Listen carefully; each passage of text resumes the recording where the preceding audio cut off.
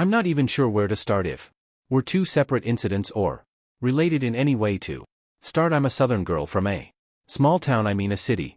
Small where you never need to lock the doors anyway. I always had difficulty believing that people, my husband and I, are real monsters. We left the small town to return to the place where he was born, a city almost 3,200 kilometers away due to family, health opportunities, employment, things like that. We moved to a apartment that was considered a bad part of town, and I locked my doors from now on, all especially because of our son, who was years old when this incident occurred in 2020. I should note that there are two incidents in this story. The first happened when my husband started work as a state official. No, I'll tell you which one because it's not that important. So when he was hired, he was working at night, leaving me at home with our son. When pandemic hit, he was considered a of essential employees and therefore worked his regular shifts a night that I thought would be like any other. Another, I made dinner, I gave our bath son, I took him to bed afterwards. I spent time watching TV until fall asleep or my husband comes home.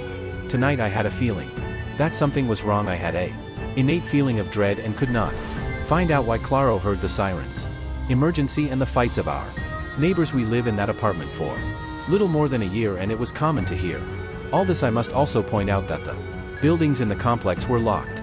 Then you would need a key to enter the building, but some idiot always left it open. I was in the kitchen preparing dinner while my son played on the floor with his toys, and I kept the TV at low volume so as not to bother anyone. I could hear everything what happened inside the apartment. So when I heard the distinct sound of someone messing with my door, clearly trying to break in, I knew that it was too early for my husband to arrive, and I immediately grabbed a knife. Butcher told my son to hide under the dining table, and I gave him a small steak knife, and he must have heard the panic in my voice, because without saying a word he silently did what I told me. I made sure he was hidden safely. I could still hear someone trying to open the lock as soon as I was sure my son was. I grabbed the butcher knife and I walked to the door shaking like a crazy. They managed to open the lock.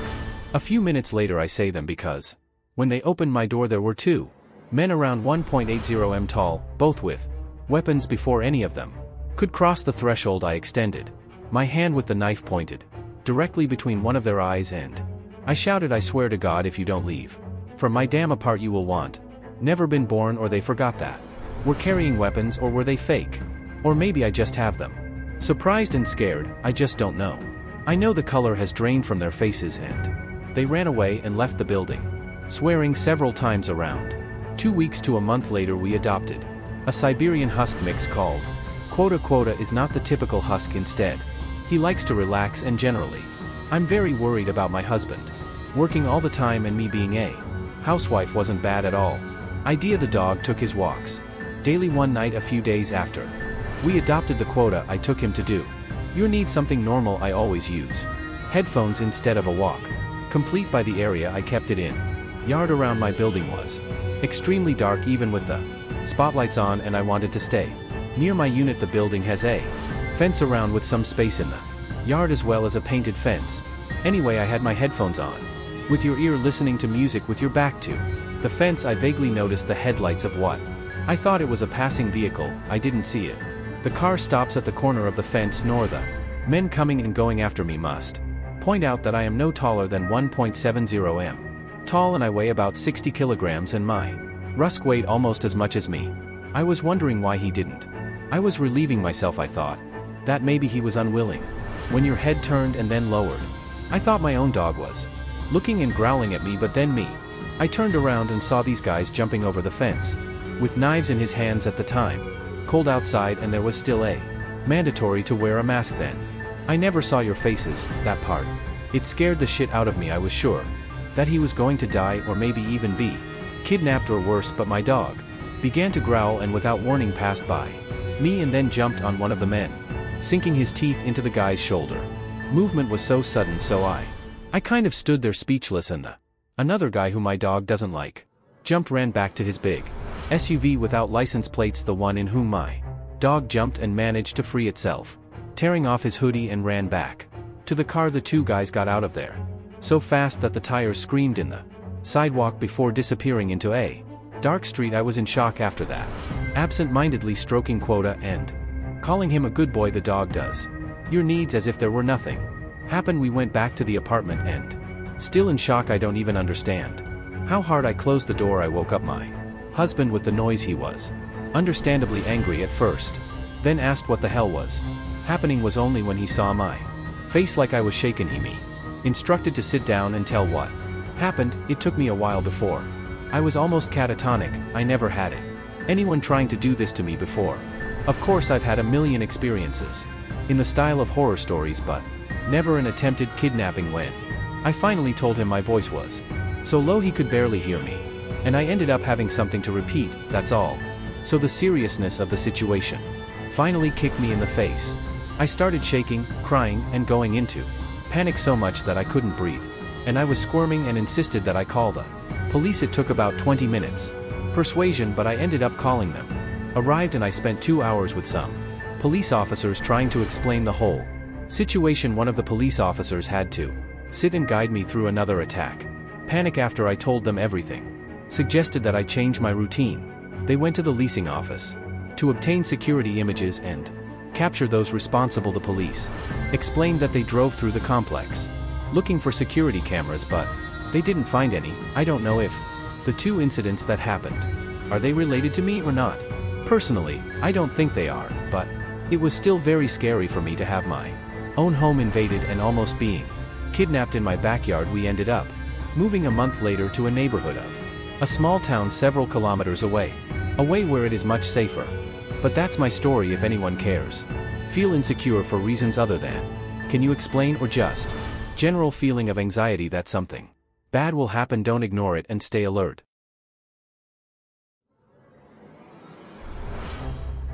This happened over 10 years ago, so I'm sorry if the details are unclear. Little confused. When I was in high school, my friend Claire came sleep here. We had made some plans to sneak out with some guys and then one of them would take us back to home. We arrived at our apartment. Friends, I had some fun and around midnight we decided it was time to come back, but when we asked to be taken back everyone said no. Despite having previously agreed to bring us back, everyone just said he was very drunk or very stoned. So we finally decided start walking back. We called see if anyone could pick us up. My house was a good 20 minutes away by car along the highway, so there was no as we walk all the way back alone. The apartment was in the back. Then we started walking towards the entry. We didn't even get halfway through when a car starts moving slowly behind us. I was 15 or 16 years old at the time and was very naive in relation to the customs of the world then. No, I was very worried, but Claire was a little smarter than me tonight. She tells me to start walking more quickly. Then we started walking more fast. The car also accelerates behind us, and again Claire tells me to walk more quickly. Then we started moving as fast as we can, and that's when the car stopped a little in front of us and two of the passenger doors opened. Two men came out, realizing that there is no how to walk faster to get out of this situation. She then instructs me to run. Then she runs away and I follow her. Runs towards a group of cars, stopped and jumps behind a truck. And for a minute we just wait and we pray that we were not sighted. This is where the details are a little confused. One of them must have come back to the car at some point because there was just one of them following us, and we heard a series of footsteps approaching quickly, and she silently indicates that we are going into stealth mode. Now the man is on the other side of the truck where we are hiding it, is circling around looking for. We were already on the ground and walking slowly from the opposite side to avoid being seen. Sincerely felt like a scene from a movie or video game of some kind. Away we managed to go around the vehicle without being detected, and by the grace of God he gives up and decides simply go back to the car with the friends. This is our only chance to run away, so she told me to run again. Then we run for what it seemed like an eternity, but in reality it was probably 20 seconds. We went to the pool area, then we found a place to hide in. We hide behind some bushes, scared to death of them finding us. Their car arrives at the pool. This moment I realize I had missed one nail. I don't know how, but it was hurting. The car moves away slowly and we realized that we were not seen. We were scared to death. They really weren't giving up on us. Look, we were safe for now, but now we needed to find a way to get out of there. We were in the middle of winter, and of course we were dressed to impress the guys you're with. We were going out short shorts and tank tops.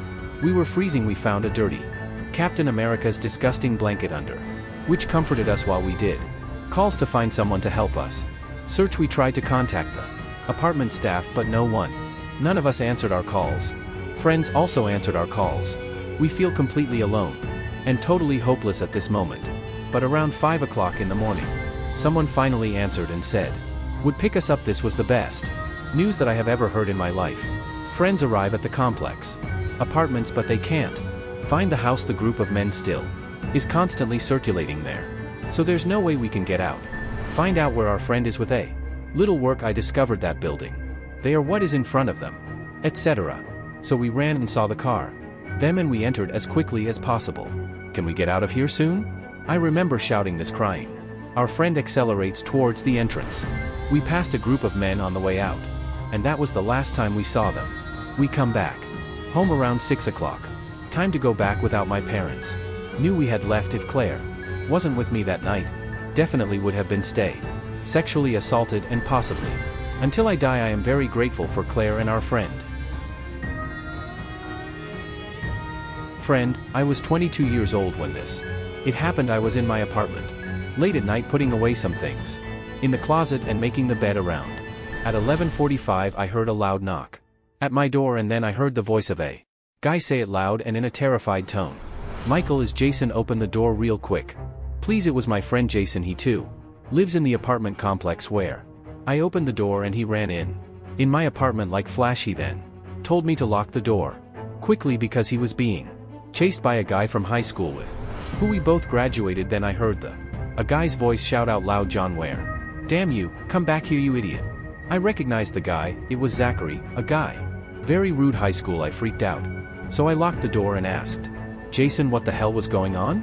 He told me that Zachary was chasing, saying he would literally kill him for doing his girlfriend abandoned him. He even showed me a message that Zachary sent him. Text said things like, I know where you live and I will kill you, you idiot, as well. Other things, for example, you will pay for making my girlfriend cheat on me. Damn traitor. Zachary also sent the Jason a photo of you with an expression scary and angry look on your face while holding a gun, and then another message that said get ready for apparently his girlfriend dies. Zachary left him because he was constantly aggressive. I called the police and told them to hurry. Jason then took my phone and told police what was Zachary wearing, so they would know who. Right after he turned off my phone, Jason gave it back to me. We hid in my bathroom and locked the door, and then a loud knock on my door apartment followed by Zachary screaming, open this. Jason, I know you is there with Michael. I went to the door and I shouted to Zachary that the police were call and Jason was still on his way. Was hiding in my bathroom with the locked door. Zachary opened the door with a kick. Then he pushed me aggressively on the floor and put a gun in my cabeça e disse, eu sei que ele está aqui. Diga-me onde diabos ele está ou você vai morrer também. Eu estava realmente assustado neste momento e sentindo meu coração disparado a 1 milhão por segundo. 2 policiais entraram e gritaram para Zachary largar a arma e se afastar de mim com as mãos para cima. Ele foi preso. Jason então saiu e nós dois mostramos a mensagem à polícia e explicamos tudo o que aconteceu. Zachary estava gritando com nós dois dizendo que voltaria para nos pegar. A polícia então o levou com Jason e eu, muito aliviados, convidei-o para ficar no meu apartamento pelo resto daquela noite. Por uma questão de segurança ele aceitou, mas nenhum de nós conseguiu dormir o resto da noite. Por causa daquilo tudo, Jason e eu fomos fazer terapia devido a todo o trauma. Ainda tenho pesadelos. Felizmente nunca mais vimos Zachary depois daquela noite. Se algum dia ele ver esse relato, Zachary, você é um maldito maníaco pelo que tentou fazer com Jason e eu, e espero que você Apadrica